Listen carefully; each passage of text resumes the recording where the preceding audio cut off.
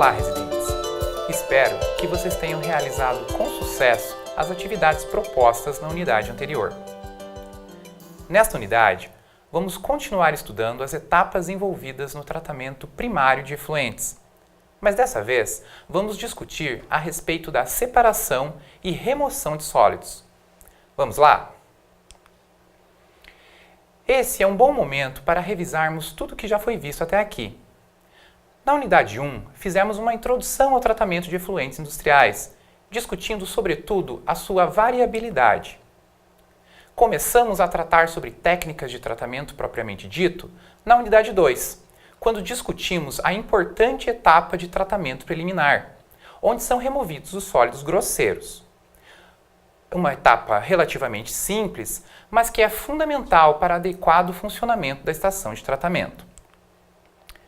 Na unidade passada, que foi a unidade 3, passamos a tratar do tratamento primário, que é responsável pela remoção de sólidos em suspensão. Começamos falando sobre técnicas de aglutinação de sólidos, já que os sólidos que não foram removidos no tratamento preliminar têm dimensões muito pequenas e não seriam removidos apenas por sedimentação, como a areia que foi removida no desarenador. Para aglutinar os sólidos, usamos as técnicas de coagulação e floculação. A coagulação tem o objetivo de quebrar o equilíbrio coloidal, permitindo que os sólidos se aglutinem. Já a floculação tem o objetivo de criar condições para a aglutinação mais eficiente. Quando eu falo aglutinação mais eficiente, eu me refiro ao fato de que os flocos não podem ficar nem muito grandes e nem muito pequenos. Se eles aglutinarem e continuarem pequenos, não serão removidos na próxima etapa. Se, por outro lado, ficarem grandes demais, eles poderão sedimentar dentro do próprio floculador. E isso não é o que queremos, pois o floculador não dispõe de mecanismos de limpeza e remoção de lodo, como os decantadores, por exemplo.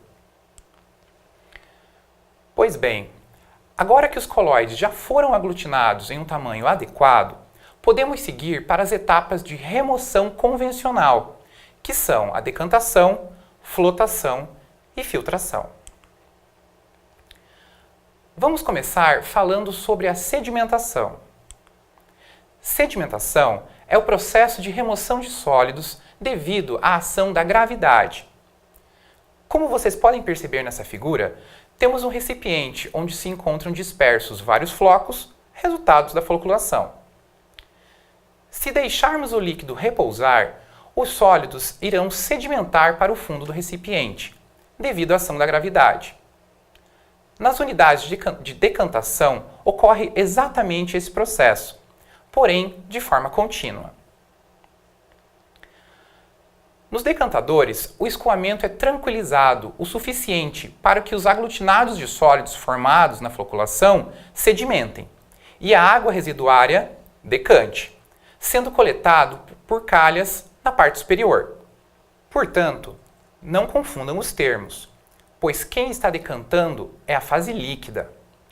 Jamais digam que os sólidos decantaram para o fundo do tanque, pois eles sedimentaram. Uma parte significativa da matéria orgânica presente no efluente pode ser removida nessa etapa, pois uma parte da DBO se encontra na forma particulada e não necessariamente dissolvida. Ou seja, uma parte da matéria orgânica se apresenta de uma forma mais grosseira. Para a remoção da parcela dissolvida da matéria orgânica, precisaríamos de reatores biológicos, por exemplo. Mas a parcela particulada pode ser removida por processos físicos. Pois bem, já sabemos que os sólidos irão sedimentar para o fundo do tanque se o escoamento for suficientemente lento.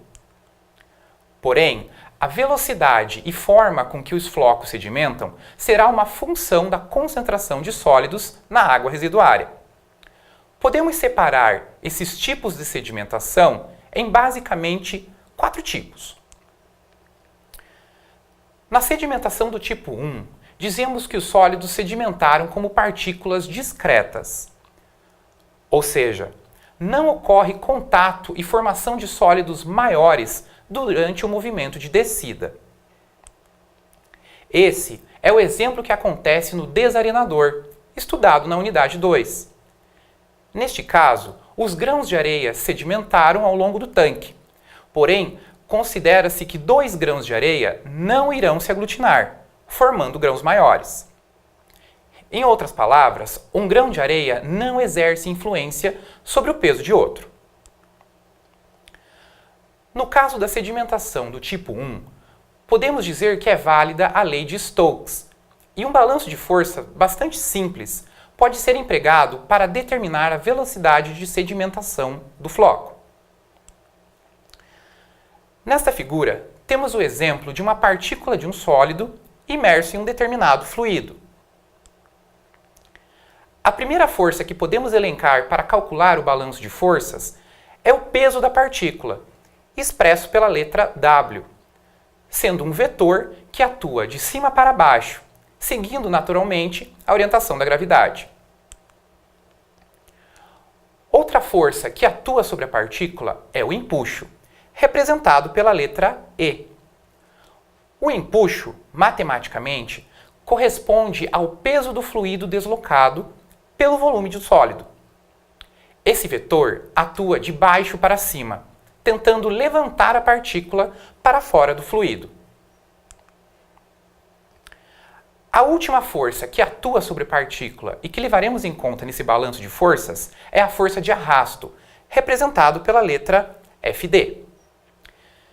Devido ao movimento relativo entre o sólido e o fluido, já que está acontecendo um escoamento, surge um gradiente de pressões, ou seja, uma diferença entre as pressões na parte superior e inferior do sólido, que nesse caso é uma esfera. Esse gradiente de pressões pode ser expresso por uma força. Substituindo todas essas forças pelas suas expressões matemáticas, em escoamento laminar, chegamos à equação que descreve a velocidade de descida de partículas discretas.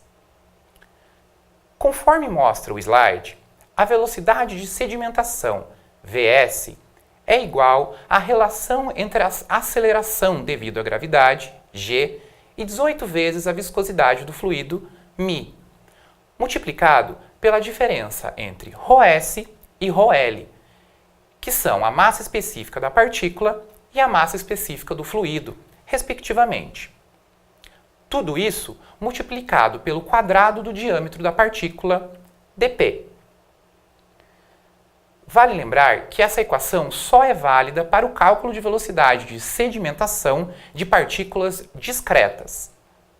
Se a concentração de sólidos for maior, as partículas passam a interagir entre si, formando flocos ao longo da trajetória de sedimentação. Nesse caso, dizemos que ocorre uma sedimentação do tipo 2, ou sedimentação floculenta.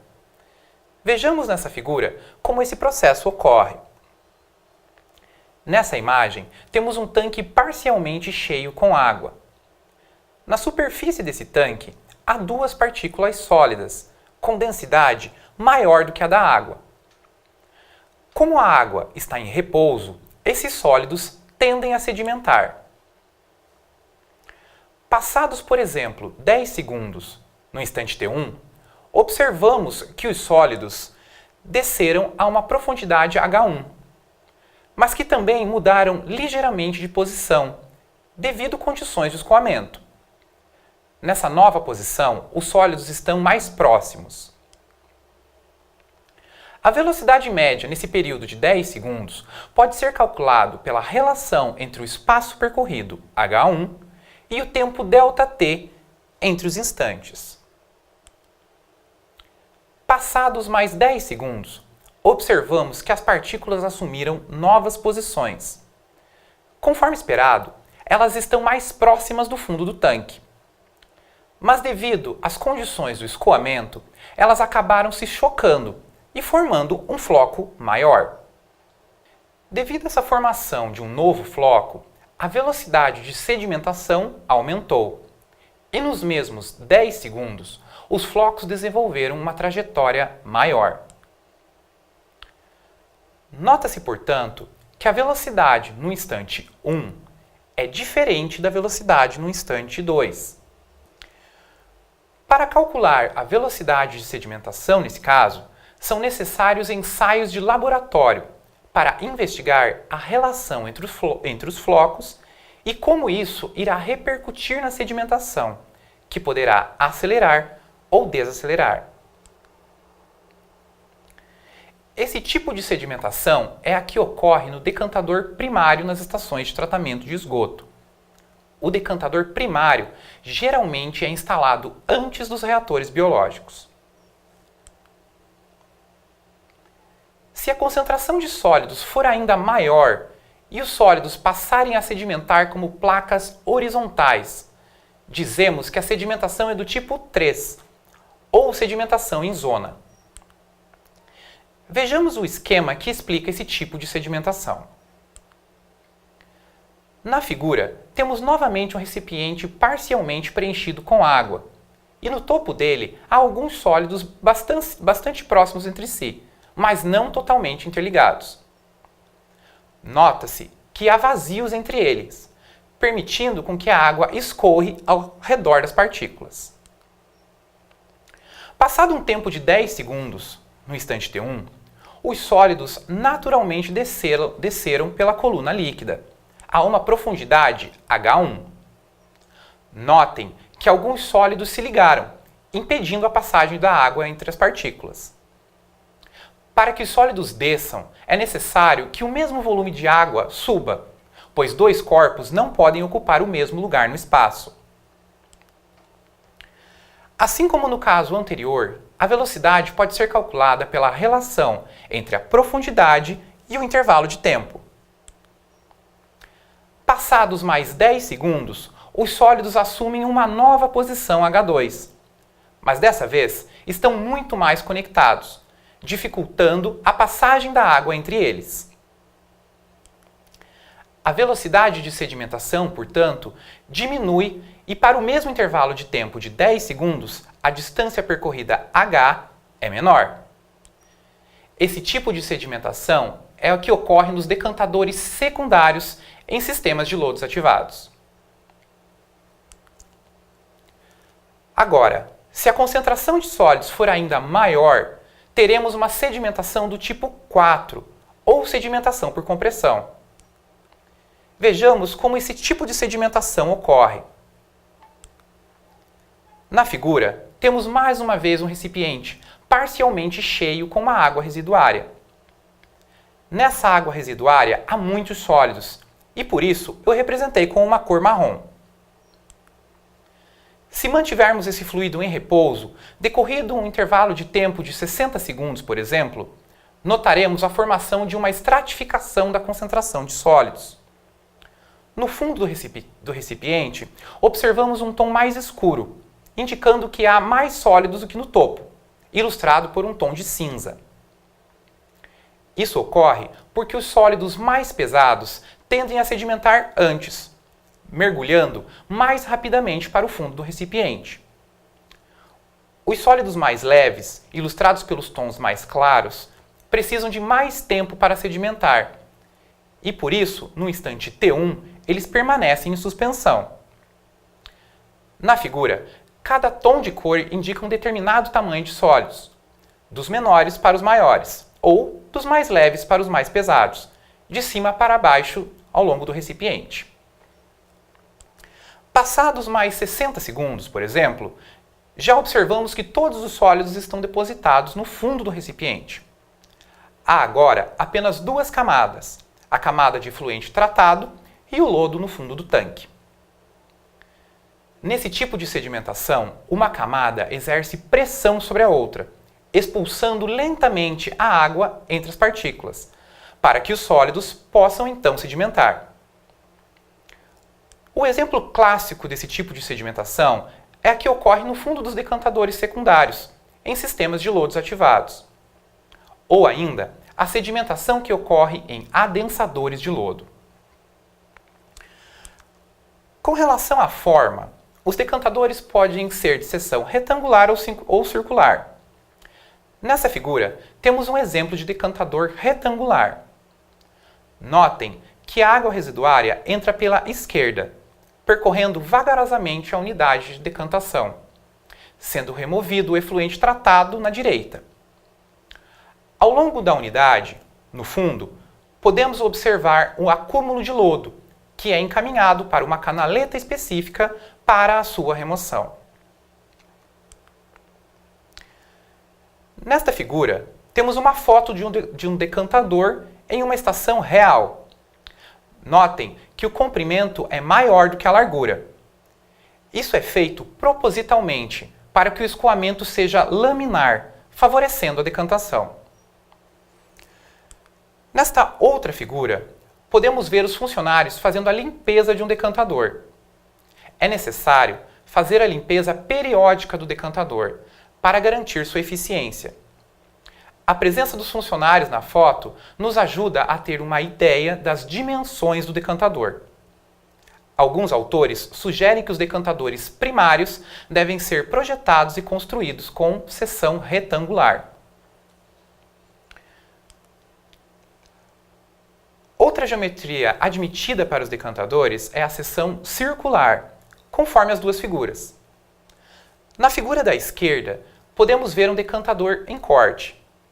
Nesse tipo de decantador, a água residuária entra pelo centro da unidade, desenvolve uma trajetória radial e é coletado por uma calha, que se desenvolve em todo o perímetro da circunferência. Já na figura da direita, vemos um decantador real. Essa seção circular normalmente é indicada para decantadores secundários, em sistemas de lodos ativados. Bem, ocorre que algumas vezes, mesmo com os flocos crescendo, eles não irão adquirir peso suficiente para sedimentar. Vejamos esse exemplo. Em um recipiente é adicionada água sobre uma mistura de areia e serragem. Após um intervalo de tempo, iremos observar que a areia está depositada no fundo do recipiente e que a serragem está boiando junto à superfície. Isso ocorre porque a densidade da areia é maior do que a da água, já a da serragem, não.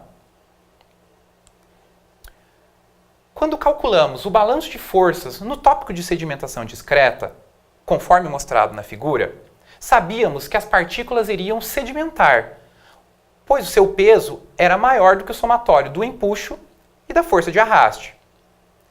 Isso ocorre pois a densidade do floco é maior do que da água. Se, por outro lado, o peso das partículas for pequeno, naturalmente ele possui pouca massa em relação ao seu volume. Nesse caso, a densidade do floco é muito parecida com a da água e, portanto, a sedimentação se torna inviável, seja porque ela nunca irá acontecer, caso a densidade do floco seja menor do que a da água, como no exemplo da serragem, ou porque a densidade do floco é maior, mas muito próxima da água, fazendo com que a sedimentação ocorra com uma velocidade muito baixa. Como o floco está com dificuldades para sedimentar, usamos uma estratégia inversa para removê-lo. São injetadas bolhas de ar no fundo da unidade. As bolhas vão aderir à superfície do floco, aumentando o volume do conjunto, praticamente sem aumentar a massa. Isso faz com que a densidade do conjunto flocos mais bolha seja menor que a densidade da água. Assim, os flocos sobem para a superfície do líquido, sendo posteriormente removidos por raspadores superficiais. Nessa figura, temos o esquema genérico de uma unidade de flotação.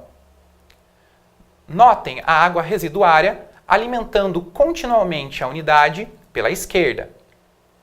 As bolhas são inseridas no fundo do tanque e arrastam os flocos para a superfície, de onde são removidas com o raspador. Notem também o mecanismo para a geração das bolhas, que não é com pedras porosas como ocorre em aquários. O emprego de difusores porosos geraria bolhas muito grandes, reduzindo a eficiência da unidade. As microbolhas são geradas por um processo de saturação da água com ar, seguido de despressurização. Dessa forma, são geradas bolhas pequenas o suficiente para garantir a eficiência da remoção.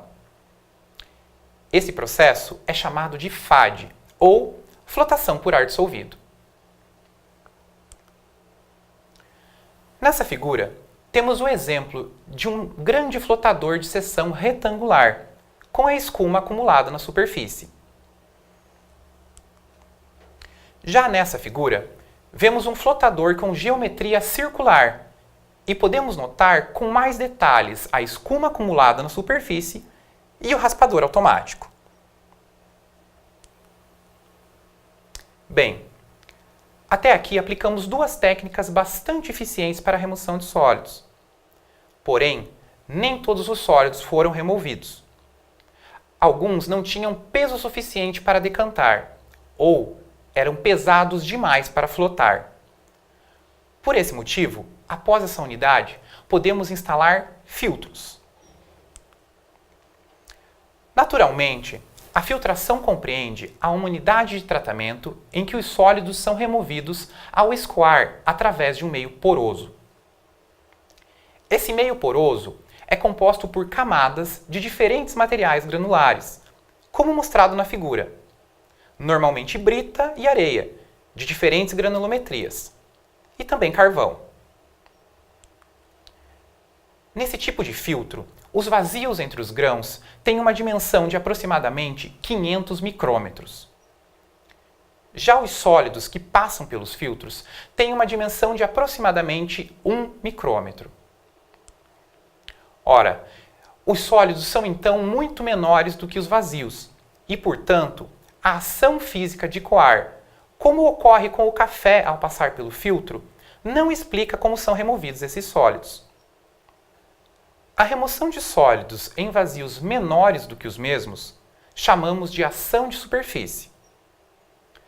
Mas, como eu falei, não é o que ocorre nos filtros. Como pode, então, uma unidade com vazios de 500 micrômetros reter sólidos de 1 micrômetro? A remoção de sólidos, nesse caso, é explicado pela ação de profundidade, ou mecanismos de transporte e aderência. Vamos tratar aqui dos mecanismos de transporte. Os mais importantes são a interceptação, sedimentação e difusão. Nessa figura, temos um grão de areia em um filtro. As linhas tracejadas em azul indicam a trajetória das linhas de corrente, ou a trajetória da água, que nesse caso ocorre de cima para baixo. Junto com a água, chega ao filtro uma pequena partícula sólida, representada pelo círculo vermelho. Nessa primeira situação, o grão de areia intercepta a trajetória do sólido a ser removido. Havendo contato entre os dois, o sólido poderá ser removido. Nesta outra situação, o sólido se aproxima do grão de areia em uma outra posição. Se ele seguisse a trajetória da água, não entraria em contato com o grão de areia. Ocorre que, ao mesmo tempo em que o círculo vermelho desenvolve a trajetória da água, ele também sofre a ação da gravidade, desenvolvendo uma trajetória de sedimentação. Dessa forma, podemos dizer que o sólido cai da linha de corrente, devido à sedimentação, e entra em contato com o grão de areia. Para compreender a difusão, que é o último mecanismo de transporte que vamos tratar nessa unidade, precisamos imaginar que o sólido representado pelo círculo vermelho é muito pequeno. Partículas muito pequenas estão sujeitas à difusão, ou movimento browniano. Isso confere ao sólido uma capacidade de desenvolver uma trajetória aleatória dentro da linha de corrente. Devido ao zigue-zague que a partícula faz, ela pode acabar chocando-se com o grão de areia e assim ser removida do efluente. Junto com os mecanismos de transporte, ocorrem também os mecanismos de aderência, que veremos na próxima unidade, quando tratarmos das outras etapas de tratamento. Podemos resumir os mecanismos de aderência como a interação eletrostática que ocorre entre os grãos de areia e os flocos, semelhante ao que ocorre no sistema coloidal. E com relação às forças de Van der Waals, que são as forças de atração que surgem devido às pequenas dimensões das partículas. Soma-se ainda a interação química entre as partículas, representada pelas ligações de hidrogênio, troca iônica e adsorção mútua. Todos esses mecanismos juntos, mecanismos de transporte, mostrados no slide anterior, e mecanismos de aderência, permitem que os sólidos menores do que os vazios entre os grãos de areia sejam removidos em filtros. Nessa figura, temos o exemplo de um filtro visto por cima. Temos o efluente que entra no filtro. E do outro lado, o efluente filtrado, com uma aparência nitidamente mais limpa. Com relação ao fluxo, os filtros podem ser descendentes ou ascendentes. Nessa figura, temos um filtro descendente. Notem que a admissão de água ocorre no canto superior esquerdo. A água residuária percorre o filtro de cima para baixo, passando por uma camada de areia fina, areia grossa, pedrisco e pedra, e sendo coletada no fundo falso do filtro. Já nessa outra figura, observamos um filtro ascendente. Embora a água residuária também entre na unidade pelo canto superior esquerdo, agora ela é encaminhada para o fundo do filtro, percorrendo o mesmo trajeto de baixo para cima, sendo coletado na superfície livre do filtro. Na apostila, vocês encontrarão informações sobre detalhes construtivos e métodos de lavagem de filtros. Esses detalhes são muito importantes para garantir a eficiência da filtração. Nesta unidade, estudamos as técnicas de separação e remoção de sólidos no tratamento primário de efluentes, compreendendo as unidades de decantação, flotação e filtração. Como falado anteriormente, essas técnicas poderão ser associadas ou não ao tratamento biológico. Nessa figura, vemos todas as etapas do tratamento físico-químico que vimos até aqui. Essas etapas são exatamente as mesmas observadas em estações de tratamento de água em ciclo completo. Como falado anteriormente, essas técnicas poderão ser associadas ou não ao tratamento biológico. Poderão preceder os reatores biológicos ou serem usadas como complemento para polimento final do efluente, dependendo da conveniência. Eu espero que o conteúdo dessa videoaula tenha ficado claro e que, junto com a apostila, favoreça o entendimento da disciplina. Bons estudos e até a próxima aula!